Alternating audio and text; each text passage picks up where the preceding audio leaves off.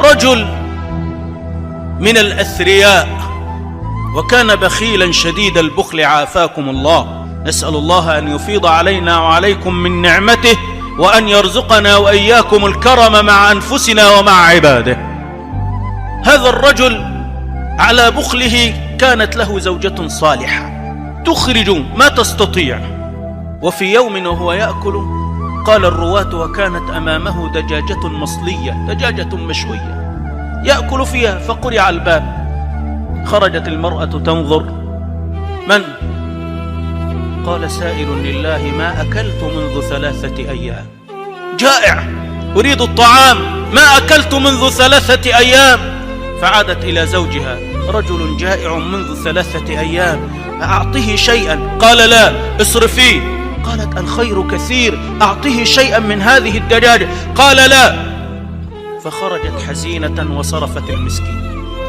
ومع اختلاف الطبع جاء الخلاف، فطلقت وتزوجت برجل آخر، غير أن الله أكرمها هذه المرة برجل واسع الثراء شديد الكرم. وبعد أن مضى زمان ونسي الناس، زوجها الثاني يأكل وكأن أمامه دجاجة كالدجاجة، وقرع الباب. من؟ قال جائع منذ 3 أيام فأطعموني يا كرام. فدخلت إلى زوجها، والله بالباب جائع. قال خذي هذه فأعطيها له. قالت ألن تبقي لنفسك شيئا؟ قال الخير كثير، عندنا غيره، وهذا جائع لعلها تكفيه.